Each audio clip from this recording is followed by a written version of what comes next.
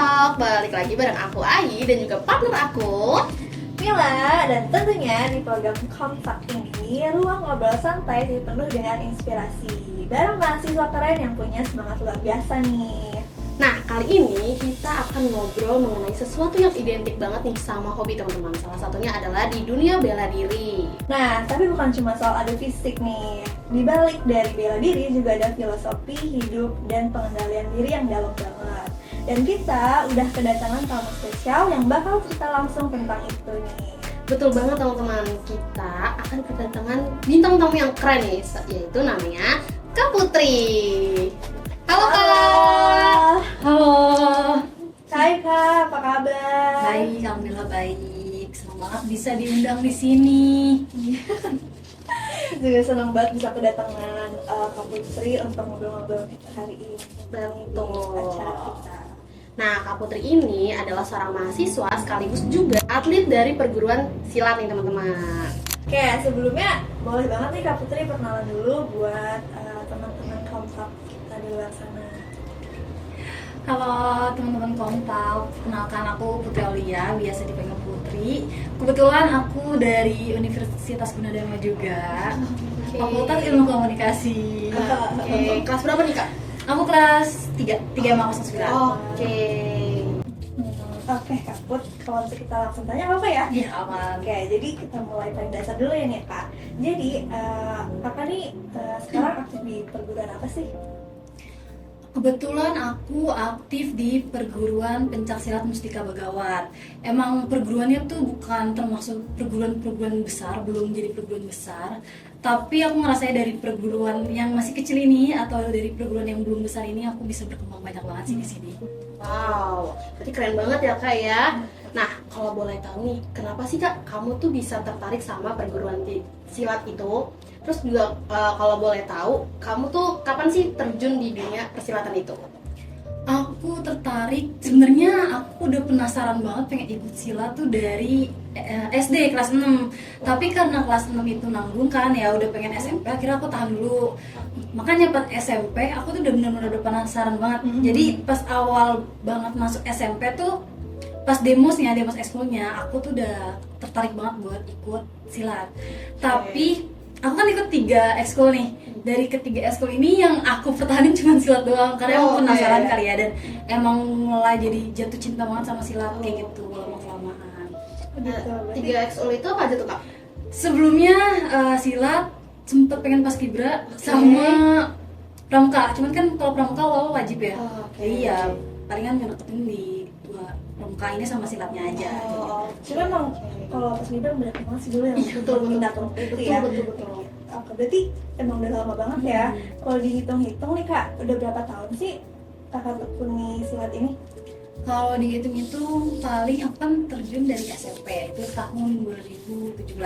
Kemungkinan aku kira-kira sih udah kurang lebih 8 tahun lah aku di dunia silat. Lama banget ya. Pro player. Oke.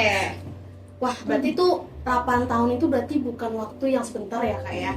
Nah, kalau boleh ceritain sedikit nih, gimana sih perjalanan kamu selama di dunia persilatan ini? Boleh banget. Paling aku kan awal-awal emang cuma penasaran doang ya pengen ikut-ikutan. Tapi lama-kelamaan tuh jadi kayak seru, jadi hobi gitu. Awal-awal sih aku paling cuma berteman main hobi doang. Oke. Terus nggak tahu kenapa di ekskul aku itu ada latihan tambahan khusus buat prestasi. Nah, aku pengen banget ikut ke latihan tambahan itu. Cuman fun fact-nya tadinya tuh aku nggak boleh ikut silat. Iya, dia tuh nggak boleh ikut silat.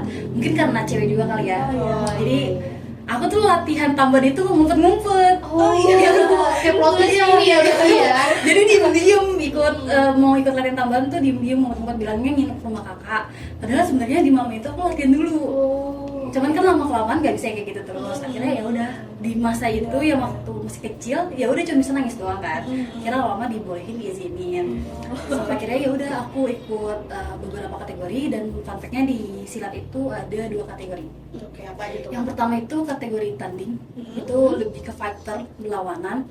Sama yang kedua itu kategori seni, itu dia tuh lebih ke praktek jurus. Nah aku awal-awal ikut silat itu ikut tanding. Hmm. Tapi cuman nyampe 3 pertandingan doang. Nah pelatih aku tuh setelah pertandingan ketiga mungkin ngerasa kayak kurang serak nih di tanding, akhirnya dipindahin ke seni. Aku awalnya seni tunggal. Seni itu ada banyak cabangnya lagi, tunggal, ganda, sama regu. Wow, banyak ya kak. Iya. Nah jadi aku awalnya digeser ke tunggal karena mungkin lebih prefer posturnya dan gerakannya segala macam lebih ke seni gitu, ke tunggal. Akhirnya ya udah di tunggal cukup lama sih, sampai setelah covid tahun 2022 tuh masih turun tunggal. Setelah tunggal mungkin ada keboringan atau apa gitu, sempat ada masa downnya juga. Akhirnya digeser lagi ke bergu. Jadi pernah ngerasain 3 kategori langsung. Wow. Keren ya, Kayak gitu. keren. Tapi dari silat itu, dari penampilan itu, tapi juga bisa ngebangun karakter ya. Pasti sih. Nah, selama kamu menekuni silat ini, pasti kan banyak banget pengalaman yang kamu dapetin tuh. Apalagi kamu udah ikut dari 3 kategori itu tuh. Nah, ada nggak sih kalau boleh tahu ya, kait prestasi atau ada nggak sih momen yang paling berkesan buat kamu? Momen yang paling berkesan menurut aku sih SMP sih mungkin, karena mungkin masa jayanya di situ dan itu sebelum covid ya. Di situ aku kelas 9 dan aku lolos jadi atlet binaan. Itu atlet binaan POPB, pembinaan olahraga prestasi berkelanjutan gitu. Dan aku mainnya di kategori tunggalnya. Itu yang menurut aku cukup berkesan sih, karena kan ngerasa kayak latihan kan udah mati-matian banget ya. Seminggu tuh bisa 3-5 kali latihan, kayak jadi ngerasanya tuh nggak sia-sia aja hasil latihannya kayak gitu. Sama ada satu momen aku turun bergu karena latihannya menurut aku kenapa berkesan, karena menurut aku latihannya tuh cuman aku ngapalin, kan beda ya dari tunggal ke regu kan gerakannya beda, jurusnya beda. Aku ngapalin dari tunggal ke regu itu cuman 1 bulan, terus dari ngekompakinnya itu cuma 2 minggu langsung turun pertandingan. Makanya menurut aku itu berkesan. Iya, jadi kayak menurut aku itu berkesan banget sih. Wah, Gitu. oke. Jadi itu juga bukan cuma prestasi ya, jadi kayak tapi juga bisa jadi inspirasi nih buat yang lainnya nih yang di luar sana. Gitu, tahu. Nah, kamu kan udah melewati masa-masa itu tuh udah sampai sejauh ini ya, udah 8 tahun gitu. Nah, kira-kira masih ada nggak sih kak target buat lanjut jadi atlet profesional atau merasa cukup udah di situasi saat ini aja? Kalau sekarang ini sih aku ngerasanya kayaknya cukup dulu aja, karena udah banyak lah yang dilakuin.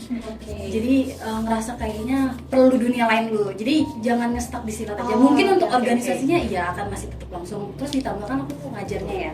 Jadi mungkin untuk dunia persilatan cukup di ngajarnya dulu aja buat sekarang ini.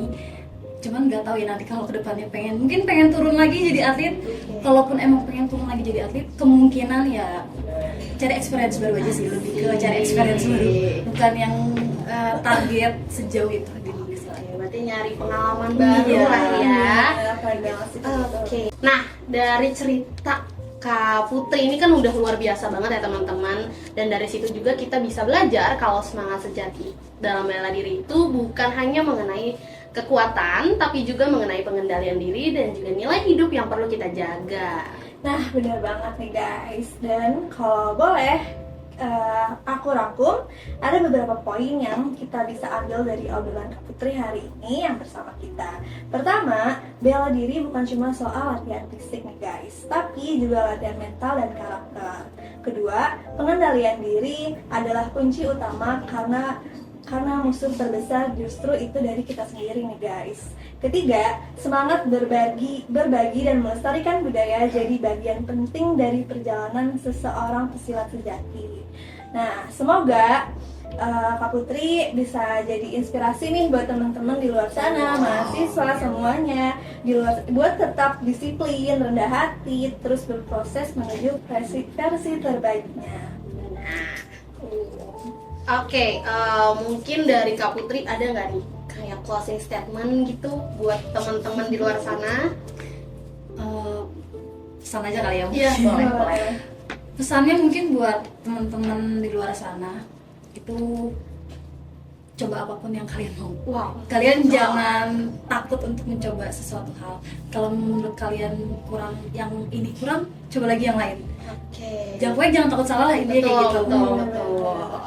Dan buat sobat Komtalk dimanapun kalian berada, semoga untuk terus tetap jaga semangat ya, dan juga jangan lupa ikutin episode-episode kita berikutnya. Oke, jadi itu aja guys obrolan kita hari ini. Terima kasih banyak ya Kak Putri. untuk Kak Putri Sudah dan untuk menjadi waktunya. narasumber yang keren Iya, banget loh, benar. teman-teman. Iya, terus kayak Wow. tadi penutup pesannya juga kayak inspirasi banget buat kita Betul. juga yang ada di sini. Betul, Benar betul, kan betul. Kak? Betul. Oke, bye guys. Putri ini adalah seorang mahasiswa sekaligus juga dari atlet dari perguruan silat Indonesia. Oke, Kak Put, kalau kita langsung aja apa ya? Iya, awan. Oke, jadi kita mulai belajar dulu ya nih Kak. 1, 2, 3, 4, 5, 6, 7, 8, 9, 10. Rama dalam banget. Kan juga gini tadi nggak kelihatan. Ya udah, maaf ya guys. Oh, pakai HP-nya Ai. Jadi Udah denger suaranya gimana? Itu, Pak. Udah